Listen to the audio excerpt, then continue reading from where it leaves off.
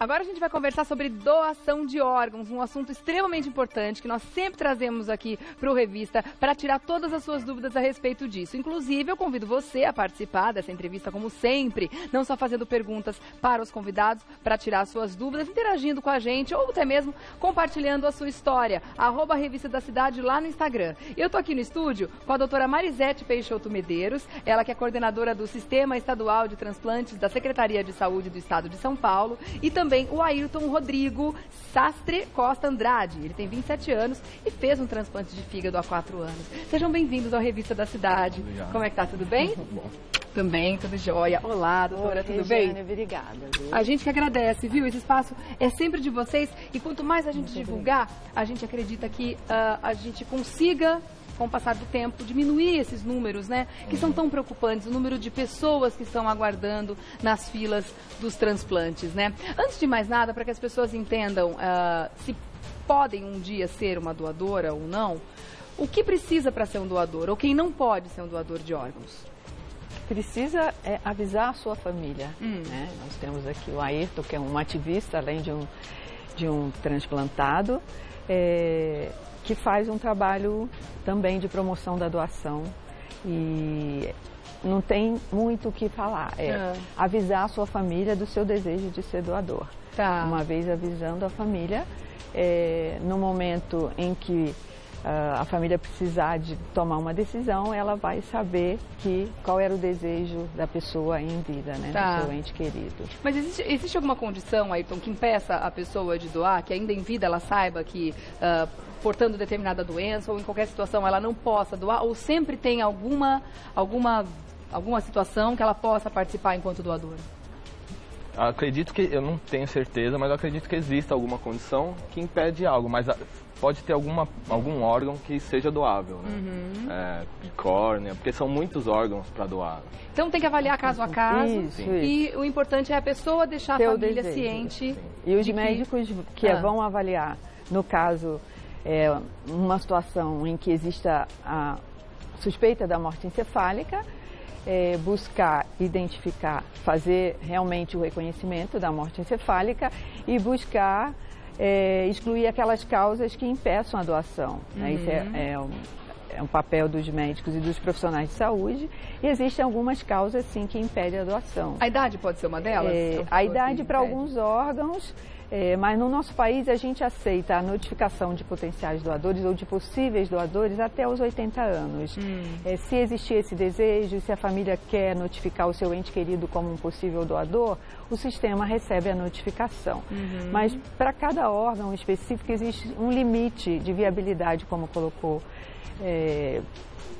foi colocado por ele, que alguns órgãos são inviáveis a partir de uma determinada idade.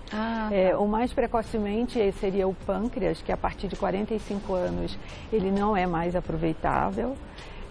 O coração e o pulmão a partir de 52 no estado de São Paulo, isso no Brasil e no estado de São Paulo, porque outros países até captam órgãos com uma idade mais avançada, esses órgãos que eu estou me referindo. Então, no estado de São Paulo, o protocolo é até 52 anos para coração e pulmão, para doação de morte encefálica. Né? Intervivo, em algumas condições, até se capta fígado em idade, né, para doação entre intervivos e mesmo rim, até acima de 80 anos. Tem caso de transplante de rim intervivo e que teve sucesso no Brasil, que a mãe doadora estava acima de 80 anos e doou para o filho e o transplante teve sucesso. Agora, para o transplante de doador de morte encefálica, existe limite de acordo com o órgão. Para o rim é um pouco mais acima, 70 anos, acima do coração e pulmão, e da mesma forma o fígado. Ainda entrando nessa questão técnica, é importante as pessoas saberem da agilidade. A gente sabe que é um momento muito difícil, né, para a família, de tomar essa decisão, um momento de dor, um momento de pesar, um momento delicado em que a família tem que tomar uma decisão muito importante na doação desses órgãos. Mas a velocidade da decisão também importa, porque a partir do momento em que tem uma parada cardíaca, existem órgãos que têm que ser retirados antes mesmo da parada cardíaca, né? Então, a princípio, assim, a família precisa ter o seu tempo. Então, não pressionar, né, não seria uma pressão de decisão. E sim, a atenção e a sensibilidade da equipe que trabalha com no entorno da conversa familiar. Então, primeiramente, precisa confirmar a suspeita da morte encefálica. A partir dessa suspeita, de um exame clínico que evidencia que tem uma morte encefálica, então se inicia todos os exames clínicos, se inicia os exames laboratoriais ou de imagem para confirmar, evidentemente com uma conversa para a família, para confirmar a morte encefálica. Não é o momento de se falar em doação. É a partir do momento que se confirma a morte encefálica, que é um direito do paciente, é um direito da família saber se seu ente está morto ou não. Isso é responsabilidade, é obrigação médica, obrigação legal, formal. Existe a obrigação da confirmação da morte encefálica para todo paciente que apresente um coma. A gente chama de coma não responsivo ou aperceptivo, né? Não tem reflexo mais.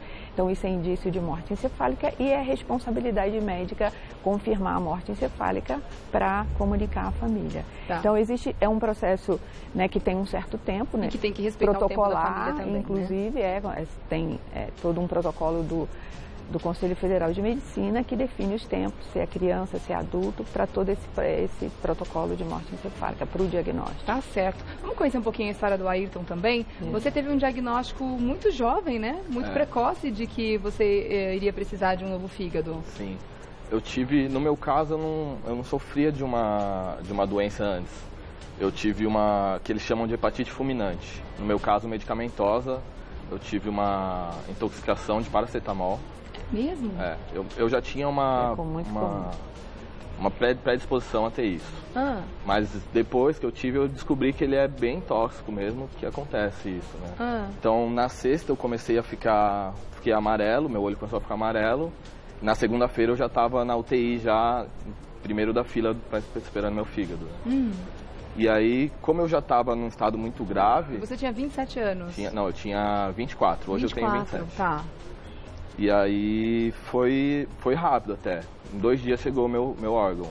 Mas eu já estava quase em coma. O médico, depois que operou, disse que eu teria só mais um dia, assim, esperando. Mas foi bem rápido, assim, pela minha situação, como eu estava. Tá. E como é que foi a recuperação a partir daí? Foi bem tranquilo, assim, né? O fato de eu ser jovem, de eu ter hábitos bons antes do transplante me ajudou bastante na recuperação. Então foi bem tranquilo, eu não tive nenhum problema. Logo em seguida comecei a me recuperar, comecei a voltar a praticar exercícios. E aí foi aí que eu comecei também com o Sou Doador, né? Eu encontrei outros transplantados e a gente criou esse site Sou Doador, que é uma organização que a gente visa incentivar a doação. De forma leve, de forma de exaltar a vida, né, no caso. Tá. E a gente tem até um vídeo que você trouxe, bem interessante, para mostrar como é que é o trabalho de vocês, né? Como é que vocês fazem essa campanha de conscientização das pessoas. Vamos rodar?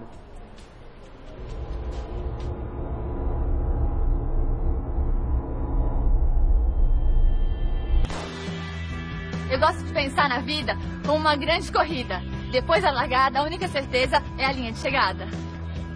E por que não transformar essa corrida num grande revezamento?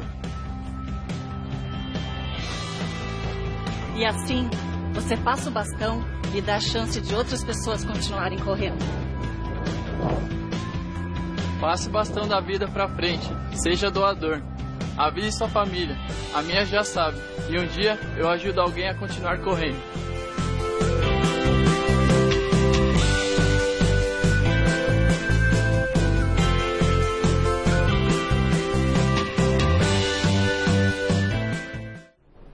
Muito legal essa campanha, bem Muito simbólico bom. mesmo, né? Mostrando que a vida pode continuar assim. E é interessante também a gente saber o quanto uma pessoa pode fazer bem para tantas outras a partir do momento da sua morte, né? São quantos os possíveis beneficiários de uma doação? Um doador, né, em condições boas, jovem, no limite das idades que eu falei, né, abaixo de 45, ele pode doar até 8 órgãos. 8 órgãos. 8 órgãos. Que são 2 rins. Mais ainda tecido? Mais tecido, mais...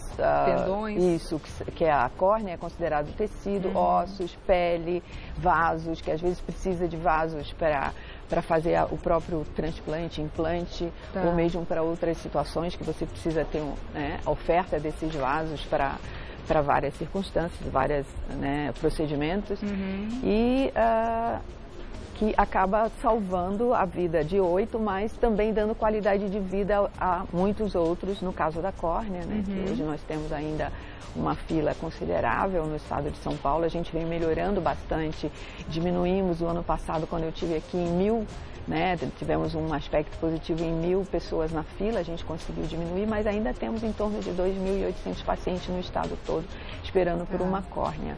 E é extremamente importante a doação, seja do doador de morte encefálica ou de coração parado, que a córnea você pode tirar de uma pessoa que já tenha a parada cardíaca, diferentemente dos outros órgãos. Para a gente finalizar, então, eu queria que você dissesse o que mudou para você, como é que... Eu imagino que antes disso, com 24 anos, ainda muito jovem, eu imagino que você não devia ter pensado, imagino eu, né, sobre esse assunto, um assunto tão profundo, né? Afinal de contas, na flor da idade é muito difícil a gente pensar em morte, né? Afinal de contas, a vida está ainda começando, digamos assim.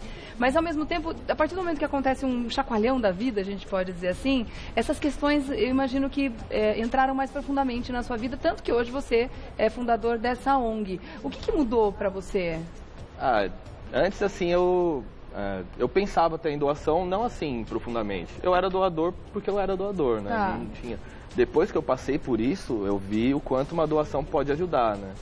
Eu tô tendo minha segunda chance hoje porque alguém pensou em mim, não em mim exatamente, mas em outra pessoa. No momento, ajudar o próximo. No momento de dor dela, ela conseguiu pensar em outra pessoa. Por isso eu tô aqui hoje. Então isso me fez ver que eu tenho que passar essa mensagem também, incentivar mais a doação, para outras pessoas terem a oportunidade que eu estou tendo. E minha visão mudou completamente disso, assim. Hoje eu tenho a consciência que eu tenho que ajudar as pessoas a ter uma chance como eu tive. E eu vivo a vida pensando nisso e hoje eu aproveito muito mais a vida. Tudo que eu tenho, todas as oportunidades, e vejo que mudou muito minha vida depois disso. E eu imagino que a mensagem que você passa para as pessoas também, com toda certeza, está mudando a visão de muita gente em torno da doação de órgãos. Então, gente, é muito simples, né? A gente pode deixar aqui como mensagem principal, que basta avisar a família, né? Que você é um doador, que você tem total disponibilidade, né? Numa eventualidade acontecer na nossa vida, não é o que a gente espera, mas estamos todos sujeitos, né? Então, avise sua família e seja um doador, né? Acho que essa é a mensagem principal da nossa conversa de hoje. Então, eu quero agradecer a doutora Marisete Peixoto Medeiros, que é coordenadora do Sistema Estadual de Transplantes da Secretaria de Saúde do Estado de São Paulo, e também ao Ayrton Andrade, que há 4 anos é transplantado e está aí passando para frente essa importante campanha, essa importante dica. E aí você pode acessar o site soudoador.org para conhecer um pouco mais, se ficou alguma dúvida com relação a detalhes técnicos, né? O site também ajuda, não é isso? Temos sites, temos as redes sociais também, qualquer coisa pode entrar em contato com a gente. Tá certo. Lembrar só que são 13.000 pacientes esperando hoje por um órgão no estado de São Paulo. 13.000 com exceção da córnea. Isso. Só no estado de São Paulo. No Brasil é o dobro disso. Nós temos 50% dos pacientes da demanda aqui em São Paulo. São 13.000 pacientes. Dado importante. Obrigada mais uma vez pela presença de vocês, viu, gente? Até a próxima.